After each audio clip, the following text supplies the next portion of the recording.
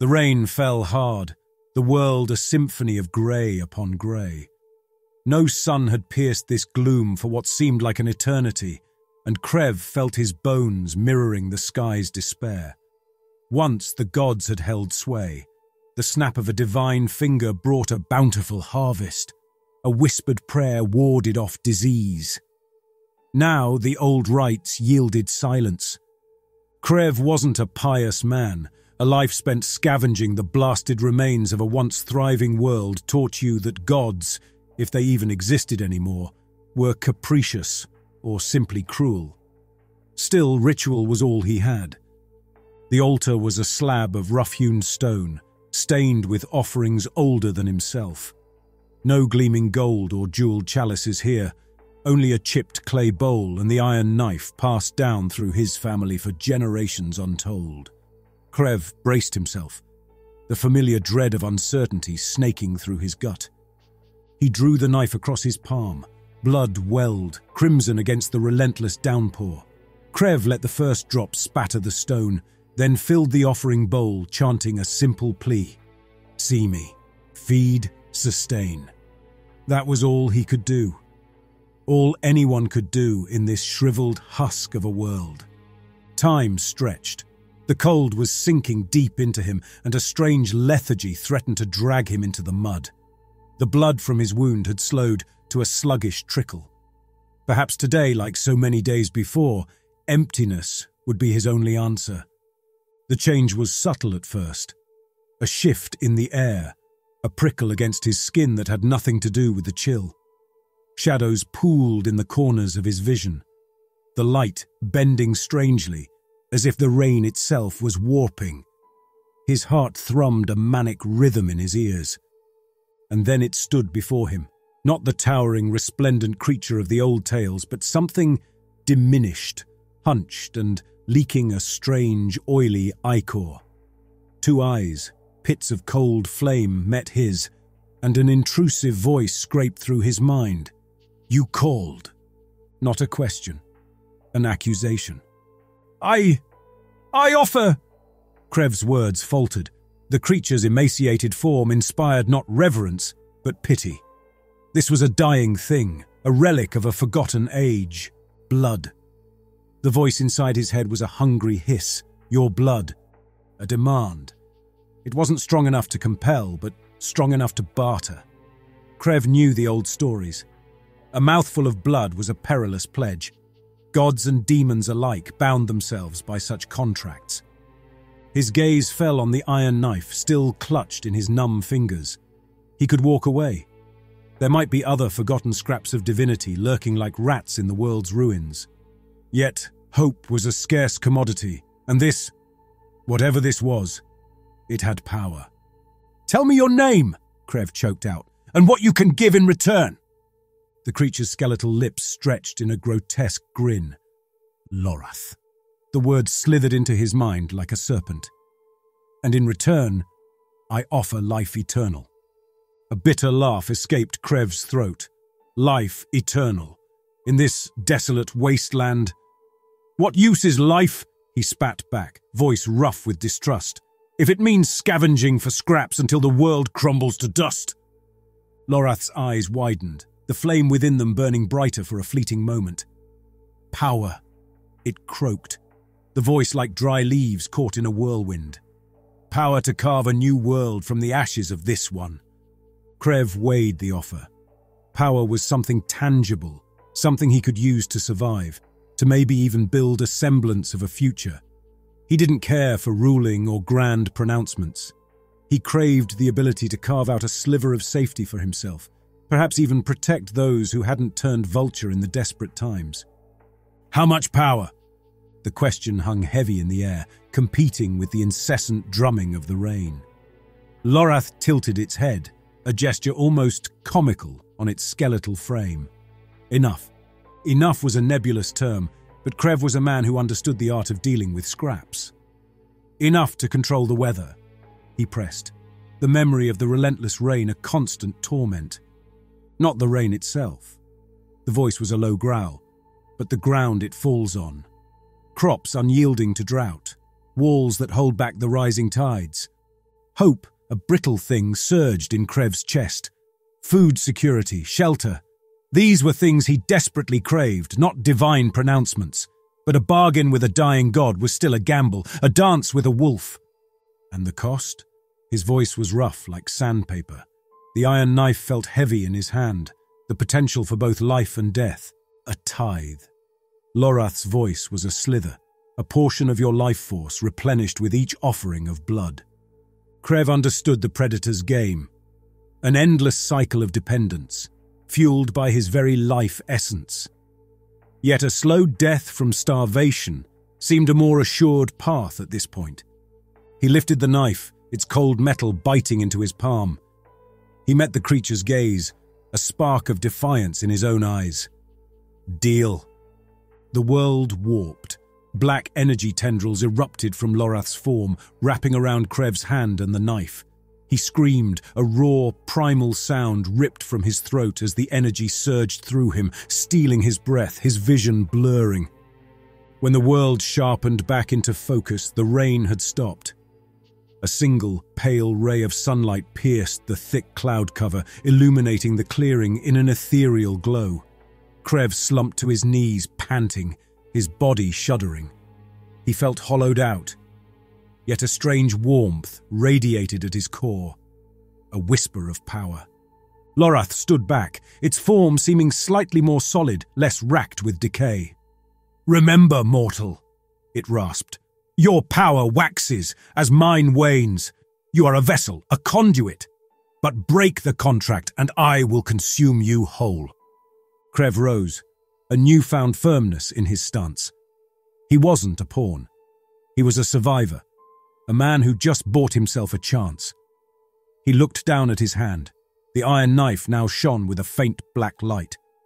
This was a new bargain, a desperate pact forged in the shadow of dying gods. The world wouldn't be saved with grand pronouncements. It would be clawed back from oblivion, one meager victory at a time. And Krev, a reluctant acolyte in a fading pantheon, would be the one doing the clawing. Krev stumbled back to his village, the weight of the pact heavy on him. The clearing felt foreign, bathed in an alien sunlight that seemed to mock the endless grey of their past. He entered cautiously, the silence unsettling. The usual coughs and scrabbling for firewood were absent. He found them huddled in the central square, faces filled with terror. A withered old man, Bran, the village elder, stepped forward. His voice cracked as he spoke. "Krev, what happened? The rain." Krev raised his hand, the iron knife gleaming in the sudden light. "It won't fall again," he stated, his voice rough with the aftertaste of the ritual. "Not here." Bran's roomy eyes narrowed. "What have you done?" Krev didn't elaborate. He understood their fear. These were simple folk, their lives ruled by superstition. Yet the fear held a spark of desperate hope, hope for a reprieve from the relentless misery. "There is a price," he finally said, "but a chance for survival." He explained the bargain with Lorath, carefully skirting the details of the dying god and the dark energy within him. He spoke of power, the ability to control the land's yield, to shield them from the elements. The villagers listened, faces grim. A young man, Corbin, stepped forward, defiance in his eyes. "We don't need gods that feed off our life force. We've survived this long on our own." A low murmur of agreement rippled through the crowd. Krev understood their sentiment, but survival wasn't always about pride. It was about making the hard choices, even when they tasted of desperation. "Survival is more than just grit, Corbin," Krev said, his voice steady. "This power, it can buy us time. Time to rebuild, to grow strong enough to face whatever comes next." He looked at their gaunt faces, the hollowed cheeks speaking of endless hunger. "Do you truly believe we can survive another winter like the last?" Silence. Their faces were answer enough.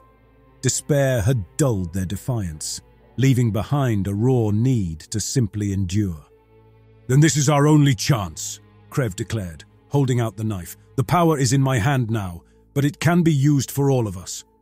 Hesitantly, Bran approached, his gnarled hand taking the knife. He studied it, the faint black light glowing hypnotically. He met Krev's gaze, something akin to trust replacing the fear. "We trust you, Krev," he rasped, handing the knife back. "But remember, this power is a tool, not a master." Krev nodded, the weight of the responsibility settling on him. He wasn't a hero nor a savior. He was a man with a desperate bargain and a knife humming with stolen power. His first task was simple: coax life back into the barren soil. He focused, channeling the warmth within him, picturing verdant fields. The ground trembled slightly, and a ripple of energy spread outwards. It was a meager effort, a mere nudge, but enough. He felt a sliver of his life force drain away. The villagers watched in stunned silence as a single green shoot, impossibly vibrant, pushed its way through the cracked earth. It was a fragile hope, a single sprout in a wasteland. But it was a start. Days bled into weeks, measured by the slow, agonizing return of life to the village. The single sprout had become a small patch of verdant defiance against the wasteland. The villagers, initially wary, became cautiously optimistic. Corbin, the young man who challenged Krev, was the first to approach him with a renewed glint in his eyes.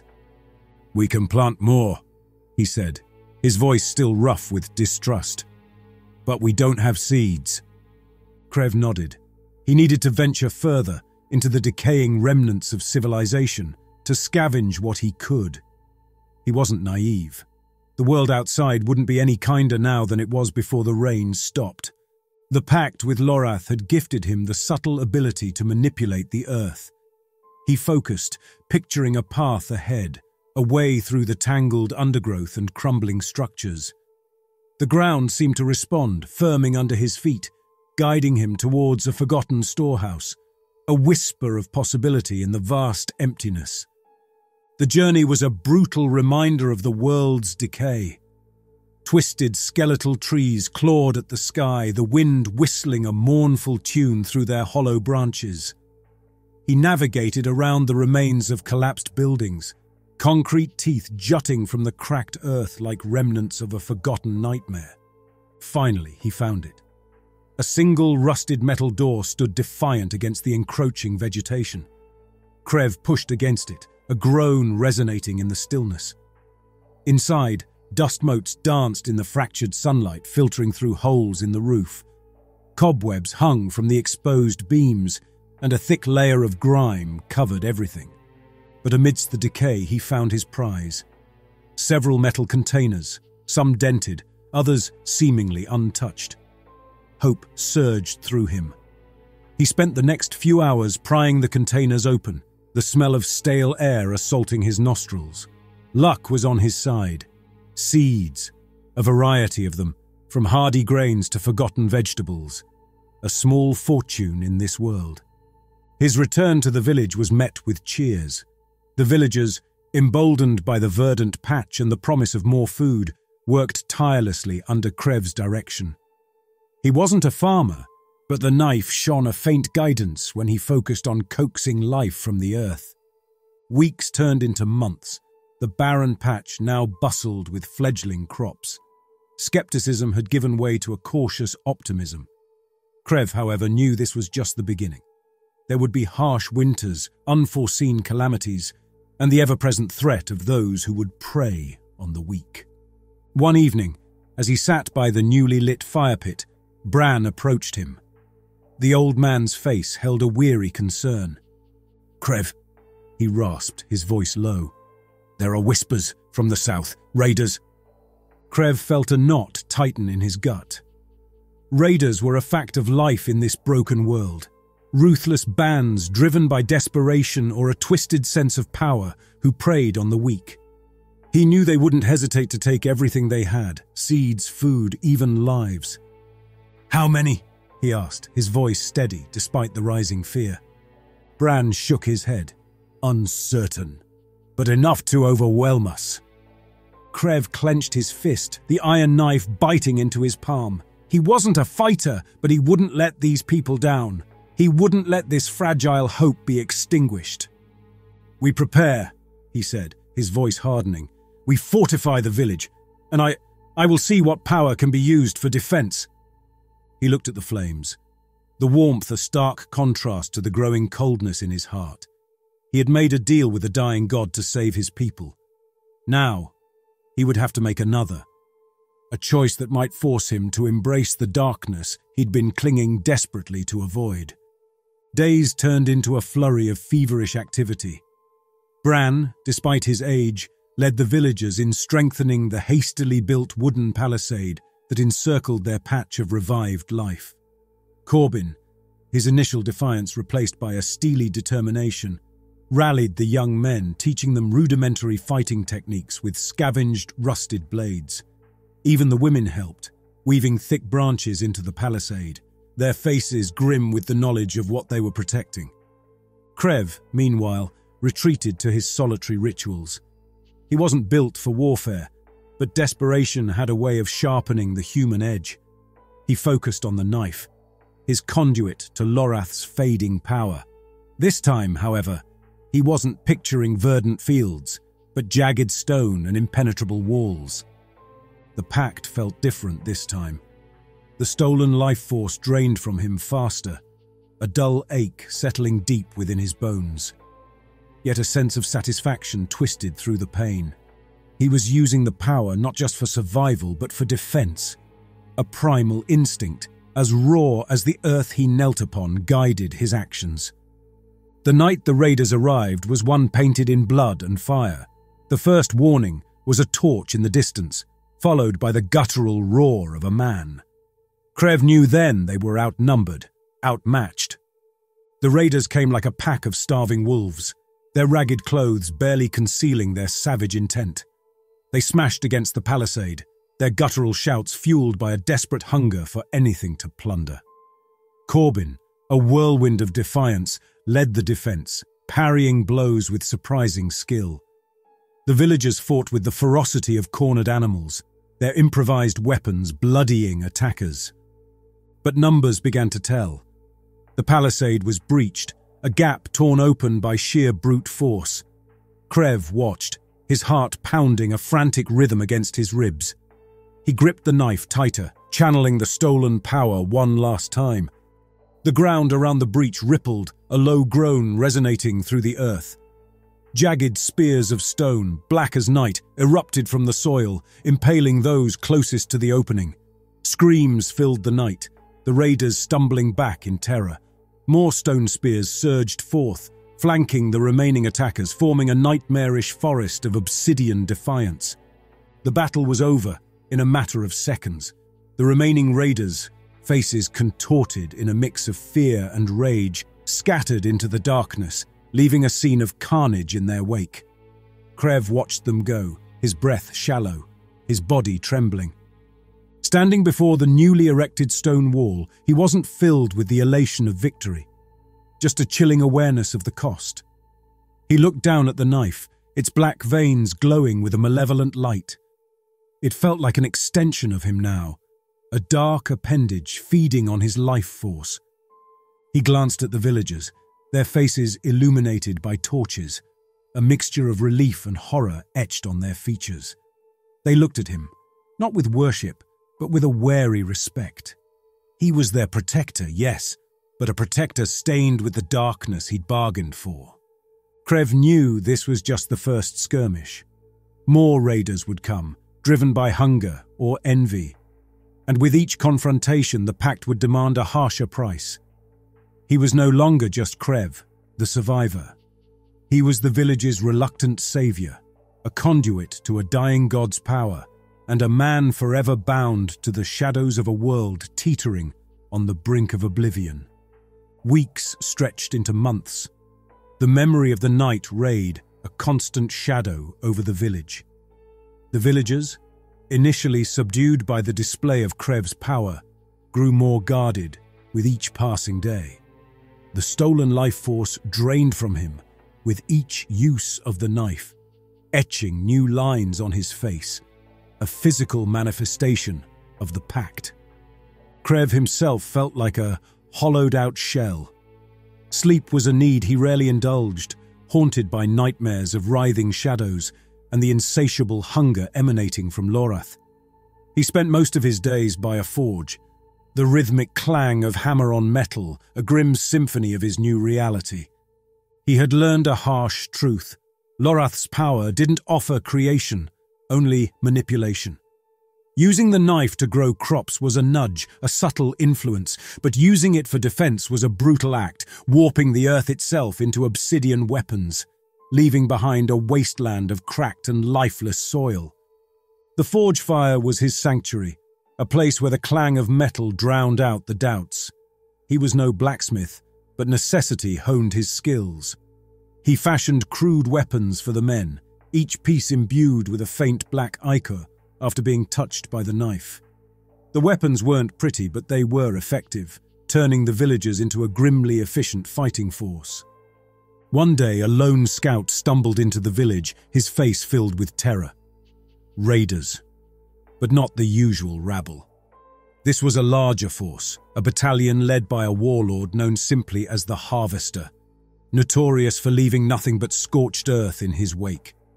Panic threatened to engulf the village, but Crev, his gaze burning with a cold resolve, quelled it.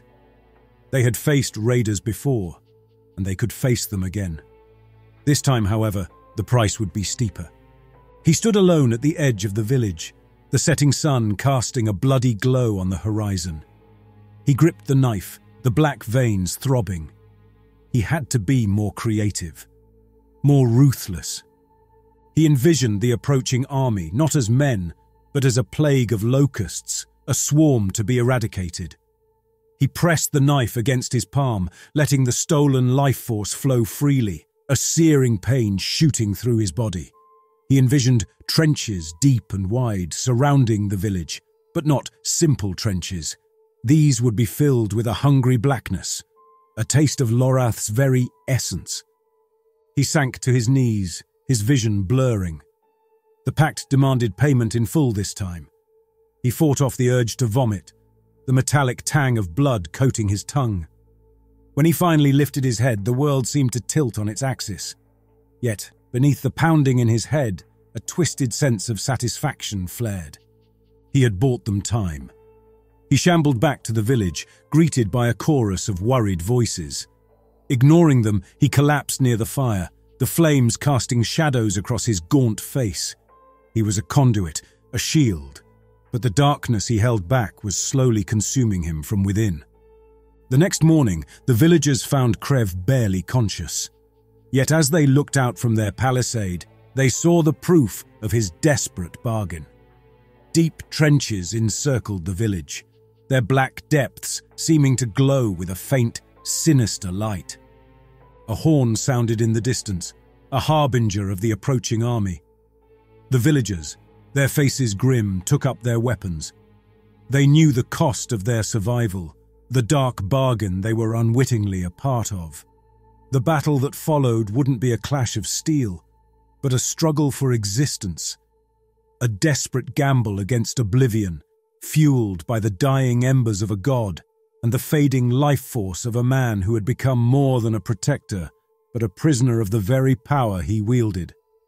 The sun, a pale disk in the dust-choked sky, cast long skeletal shadows as the Harvester's army crested the rise in the distance.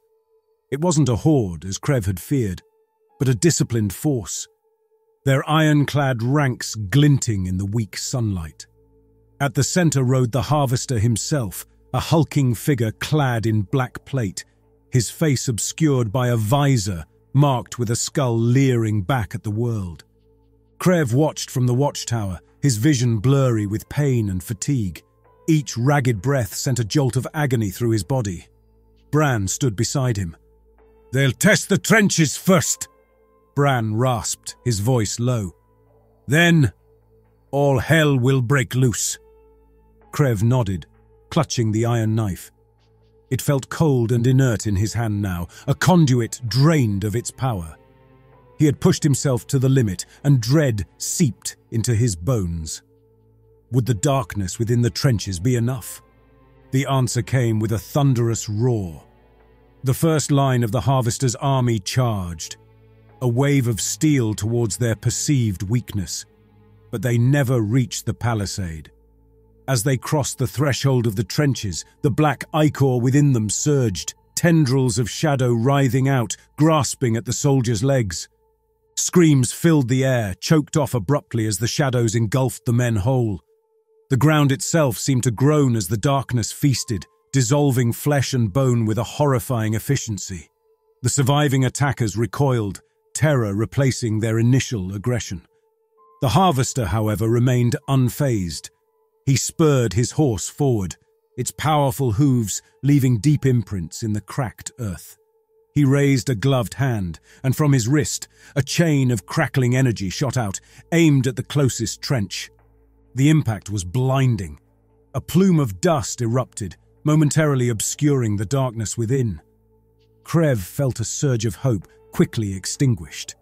The energy subsided, revealing a smoking crater in the black ichor, but the shadows remained, writhing, hungry. A grim smile twisted the harvester's lips. He didn't care about losses. He had numbers.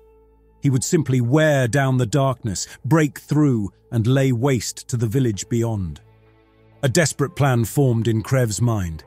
It was a gamble, a suicide mission fueled by a last spark of defiance. He looked at Bran. "Hold the line. Don't let them breach the palisade." Before Bran could protest, Crev pushed past him and stumbled down the watchtower. Every step was an agonizing ordeal, but he wouldn't let the village fall. He wouldn't let his sacrifice be in vain. Reaching the nearest trench, he sank to his knees, the black ichor clinging to the cracked earth. He held the knife out, the last tendrils of Lorath's stolen power surging within. "Take it all," he rasped, his voice raw. "Consume me. Become stronger." It was less a plea and more a desperate command. The darkness responded with a surge, tendrils coiling around his arm, tendrils reaching for his face. He screamed, a primal, guttural noise. The pain was excruciating, but he held on, channeling the stolen life force within him, feeding the hungry hunger of the shadows. The effect was immediate.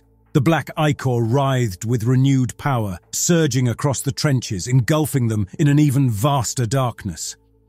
The harvester, caught off guard, roared in fury as the shadows reached for his horse. He hacked at them with a crackling sword, but it was a futile effort. The screams reached a fever pitch, a symphony of death piercing the desolate air of the wasteland. Then, silence. The darkness receded, leaving behind a desolate scene, empty trenches and the smouldering remains of the harvester's army. Crev slumped forward, his body utterly drained. The darkness had taken everything. He looked down at his hand, the knife lying lifeless in his palm. The veins were black, but they no longer glowed. He had become a conduit, but there was nothing left to channel. A cough racked his body, a dry, rattling sound. He looked up to see Bran and Corbin staring at him, their faces filled with horror and awe. He tried to speak, but all that came out was a bloody croak. He closed his eyes, the world fading to black. He didn't know if he was alive or dead, but he knew one thing for certain. The price of survival had been paid in full. Days bled into weeks, the battle with the harvester, a fading nightmare. The villagers went about their grim routine, the silence broken only by the mournful cry of a lone bird circling overhead. Krev's body lay in a tomb, a crude slab of stone marking his final resting place. Bran, now the undisputed leader, stood before the tomb, his face bearing the weight of responsibility. There was no mourning, no grand pronouncements. Krev's sacrifice had bought them time, but at a terrible cost. The trenches lay dormant, lifeless scars on the cracked earth, the darkness within satiated for now. Corbin, now hardened beyond his years, stood guard beside them. Life in the village had a new edge to it. The villagers worked the land with a newfound urgency, aware that the threat of starvation was only ever a bad harvest away. They built stronger fortifications, their weapons constantly within reach. They knew the darkness within the trenches was not an ally, but a predator held at bay by a single brutal act of sacrifice. One day, a lone figure, a young boy no older than 10, approached the trenches. He was a newcomer, a survivor from a distant raid, his clothes tattered, his face gaunt with hunger. Corbin intercepted him, his hand automatically going to the hilt of his sword. The boy flinched, fear in his eyes. But then he saw the village, the crops struggling against the harsh environment, the faces marked with a grim determination to survive. He saw the trenches and the emptiness they held. He fell to his knees, his voice cracking as he spoke. "Please, take me in. I'll work. I'll do anything." Corbin looked at Bran, a silent question hanging in the air. Bran considered the boy. Finally, he nodded. The boy was brought into the village, another mouth to feed, another burden to carry. Yet there was something else in Bran's eyes. A spark of a gamble. Perhaps this boy, this survivor, would be the one to inherit the weight of the pact, the one to face the darkness when it inevitably stirred again. The sun dipped below the horizon. As the first stars emerged, a faint black tendril erupted from one of the dormant trenches, a silent promise of a darkness that never truly sleeps. The villagers, forever marked by the pact and the sacrifice of one man, huddled closer to their fires. The taste of survival heavy on their tongues, the cost of that survival, a secret buried beneath a simple stone tomb.